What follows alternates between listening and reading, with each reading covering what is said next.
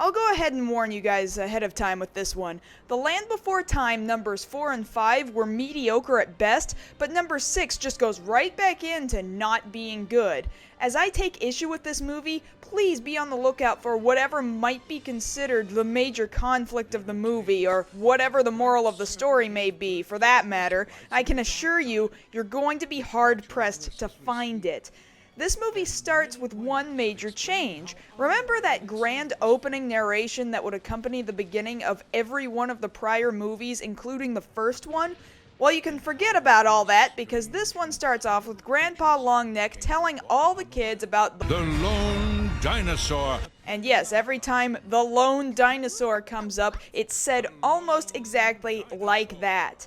The lone dinosaur. The lone dinosaur. The lone dinosaur. The lone dinosaur. The lone dinosaur. The lone dinosaur. The lone dinosaur. So what's up with this guy?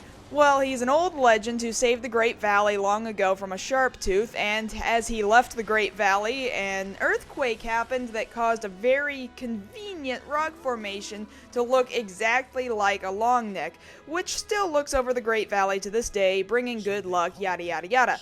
Also, during this sequence, we're introduced to two tiny twin three-horns. Now, these little bastards are the bane of my existence. Not only do super young kids always ruin a movie and mean future downfall of the plot, but you can't understand a word they say. Dana, Tweety Hortus. Now, this is actually lampshaded throughout the movie, because after a while, Sarah frequently has to ask Ducky for a translation of all their baby talk. What I can't figure out is just who these twins belong to. At first, you might think the twins are just Sarah's younger siblings. After all, at the end of the second movie, we see a metric ton of tiny three-horns hatch from Sarah's nest, never mind where the mom has been this whole time. And even over the course of this movie, Sarah's dad gets on her case about watching after the twins.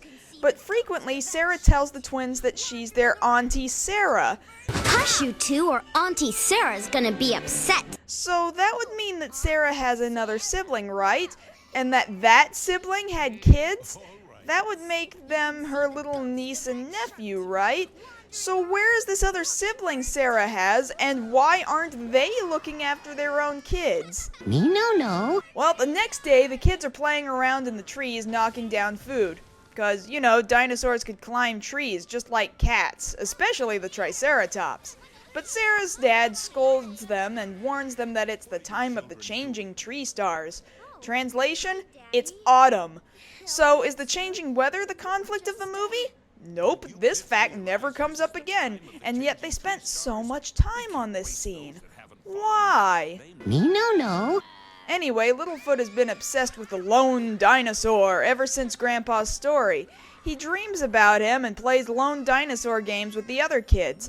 And wouldn't you know it, that's exactly when the lone dinosaur comes strolling back into the Great Valley, even saving Littlefoot after he falls off a ledge. Convenient, right? He even has a scar across his eye, just like in Grandpa's stories.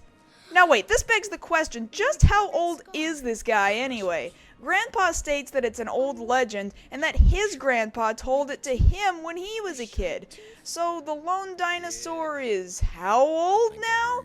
Not to mention, what was great-great-grandpa doing telling stories about anything in the Great Valley? As far as I understood from movie 1, the Great Valley journey was this big pilgrimage for lush land, and nobody even knew whether or not it really existed. So how could anybody even have known that there was such a place called Saurus Rock inside this legendary Great Valley? And how could anybody have heard tales about the lone dinosaur it's named for that matter? Me no. Plot continuity aside, Littlefoot looks up to the new addition to the Great Valley, and then he sings a song about him. Dinosaur, his tail was swift as lightning. Dinosaur, his heart was brave and pure. And you know the worst thing about it? It's a Western. Unfortunately, like the tiny children they are, the twins take off towards Saurus Rock, inspired by the song and dance routine. And along the way, a sharp tooth starts hunting them down. But never fear, this never gets thrilling or frightening, as the Sharptooth manages to be even dumber than the baby twins and gets its nose stuck in a tree trying to sniff after them. Okay, goodbye, conflict. Alright, I'm still looking for conflict in this movie. So, the main character kids go out to Saurus Rock to get the twins back. Is the missing twins situation the conflict? No, that's not it, because they get them back relatively quickly, and there's still half a movie to go after that. By this point, I really didn't know what it was that they were trying to overcome. Now, in the process of getting the twins down from Saurus Rock, a stone in the shape of a tooth breaks off. This apparently starts causing a metric ton of bad luck within the Great Valley. Now, hold on a second. So, Saurus Rock is like a mirror? Break it and you get bad luck? Apparently, that's a big part of it. So big, they have to sing about it. If the mountain starts to blow its top, that's bad luck. If the sky water falls and it just won't stop, that's bad luck. Anyway, all this bad luck of getting stung by bees and falling into puddles of mud is nothing. Suddenly, the watering place dries up, and everybody wonders why. Well, gee, I seem to recall something like this happening a couple movies back. You know what somebody did? Ran upstream and found that the water was dammed up. Why don't you go look for the source? Nope, too hard to do. In fact, actually, past this, the watering place drying up is never brought up again, much like the changing seasons. So, is the no water in the Great Valley thing the conflict of the movie? Nope, that's not it either. The only thing you can really conclude is that the bad luck is the conflict. But really, am I the only one who thinks that silly, easily avoidable bad luck is one of the worst plot devices ever conceived? Oh no, I just keep stubbing my toe. We'd better spend half a movie figuring out how to fix that. And anyway, let's say they do decide to fix that, which they do.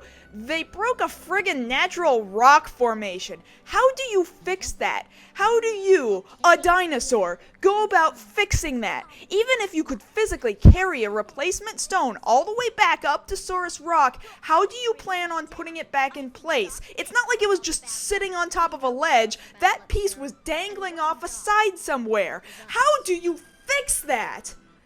Well, Littlefoot finds a way, singing about it the whole way through. Unfortunately. When you're on your own, you can yell and laugh and holler. When you're on your own, you're feeling strong and free. Remember that Sharptooth? Well, in running back from Saurus Rock, the thing chased the group away from it, and in the process fell into a deep fissure. What does Littlefoot do now? Climb down that fissure and try to knock a tooth loose from the supposedly dead Sharptooth. Big surprise, he's not dead. Who didn't see that coming? Me no. Then comes the quote-unquote exciting part of the movie. Somehow it ends up with 2 adult Sharptooths in the running for fresh meat. And again, I have to ask, how did they get in the Great Valley? I know I ask this every time, but this paradise is supposed to keep the bad out and the good in. For that matter, the lone dinosaurs should have never been able to return. Or is it that Saurus Rock is just barely outside the boundaries of the Great Valley? After all, they were climbing over large rock walls. But it's never stated that Saurus Rock isn't part of the Great Valley. In fact, it's apparently what's bringing the Great Valley its good luck. But again, it's not like there's been any continuity in this movie thus far, so let's just forget about it for a bit. Grandpa and Doc, the lone dinosaur, fight the 2 Sharptooths using their tails like appendages, wrapping them around things and throwing them like whips. Never mind the fact that there's absolutely no way a brontosaur and a brachiosaur tail would ever be able to do anything of the sort.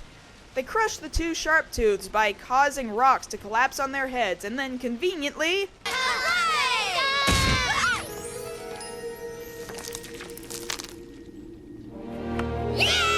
Where did that fall from? Aside from their tails, nothing of either the Sharptooths is exposed. Where did it even fall from? And how did they put it back up on Saurus Rock? What sort of adhesive could they possibly have come up with? And does it fix the bad luck if they're using an actual tooth rather than the rock that was originally in that place? So wait, the conflict of the movie was bad luck, right? And since the lone dinosaur leaves, that makes Grandpa the new hero? What was the moral of the story again? Is it to look up to your grandparents? If that was it, they sure didn't focus on it for very long. This movie is incredibly disjointed with tons of plot holes, a non-existent main conflict, and an unidentifiable moral to the story. The whole thing is something about luck, but that's not really something tangible or fixable. Maybe the movie was trying to tell us that you really can fix bad luck once you've started it. But how? It didn't exactly tell us whether or not the bad luck stopped. It also didn't tell us whether or not they made it through the autumn okay, or if the watering hole ever got its water back. Absolutely nothing was resolved other than the replacing of a tooth onto Saurus Rock. This was just a strange series of events with no exact purpose. That is what ruins this movie. It's an hour and 15 minutes of completely no purpose. Well, the next movie marks the halfway point in the Land Before Time series. What sort of crazy hijinks await us next time? I hear it's pretty detestable.